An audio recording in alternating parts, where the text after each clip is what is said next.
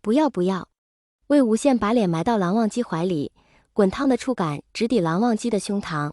谁让你今天早上把我一个人丢下就走了？昨晚的事情我还没有……魏无羡话没说完，就被蓝忘机捂住嘴。魏婴，这是我的叔父和大哥。蓝忘机抱着赖在自己身上的魏无羡艰难往旁边一站，后面还有2个人。这就是魏婴，真是热情，经常听忘机提起你呢。魏无羡僵在蓝忘机怀里，不知该抬起头，还是一辈子就这样缩在蓝忘机怀里。见过蓝启仁和蓝曦臣后，因为2人还有别的安排，简短聊了2句，便回总公司了。办公室里终于只剩下蓝忘机和魏无羡2人。蓝湛，你怎么不早说？魏无羡把办公室的门关上，又反锁住。刚刚他尴尬的脚趾都快抠出一套别墅了。蓝忘机无奈，他不知道魏无羡过来了，更不知道这人埋伏在办公室里，要不是及时捂住他的嘴，还指不定会说出更社死的事情来。魏婴，过来。魏无羡乖乖走到办公桌后面，把手放在蓝忘机手里，顺势坐到对方的大腿上。都看到了。蓝忘机问。魏无羡点头，抱歉，因为你是领导，我一直以为你接近我另有所图，是我不好。蓝忘机也不是没想过来公司时直接和魏无羡表白心意，但以自己的身份，以魏无羡的性格，怕是会把对方吓到。也是，新上任的领导一来就和自己表白，多么惊悚。但如果一开始以领导的身份和他交往，怕是又要慢热到不知何年何月。而且经过网恋这个无话不谈的阶段，2人之间的相处自然多了，就本质来说是十分合得来的一对。蓝忘机从小到大没有喜欢过什么人，父母的去世让他的童年蒙上阴影，按照家族的期待一步一步走到现在，直到遇到魏婴。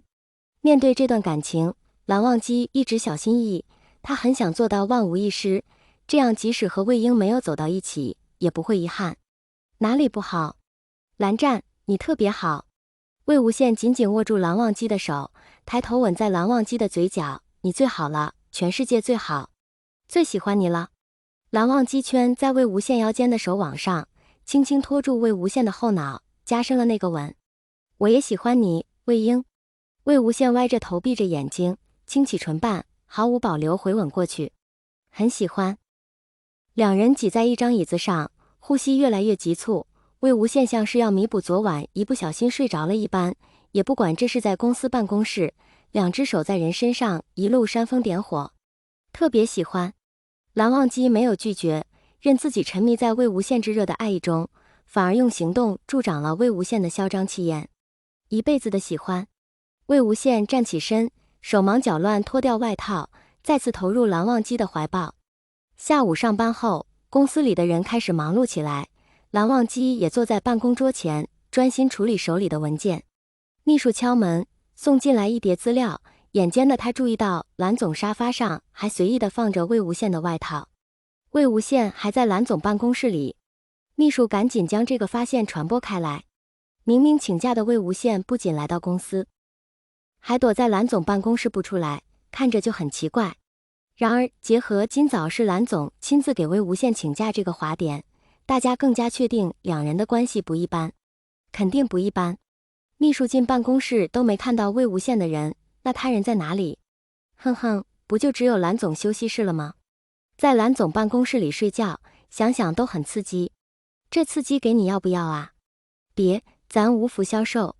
所以说，魏无羡真的成老板娘了，厉害呀魏无羡！蓝总上任才几天呢，就把人搞到手了。咱魏哥平时不出手，一出手就来大的，佩服佩服。为什么你们都觉得是魏无羡出手的？我怎么感觉是蓝总出手的？我也觉得，魏无羡平时对情情爱爱这种事就像个木头，不像是会主动出手的人。那还是蓝总厉害，这么木头的人短短几天都能整开窍。不愧是蓝总。魏无羡在休息室小小睡了一觉，醒来腰酸背痛，走路都成问题。回家吗？蓝忘机闻声把人扶起，后悔刚刚没有控制住，第一次就做得太过了。回家回家，在公司躺着总有点怪怪的。魏无羡试图自己下地走路，可刚迈开步子就瘫在蓝忘机的怀里。我背你出去。别，这样大家都知道我们关系了。魏无羡连忙拒绝，抬头却看到蓝忘机脸色不对，又试图挽回，我不是那个意思，我是说大家一看你背我，就知道我们刚刚在办公室里做了什么。你介意别人知道？蓝忘机问。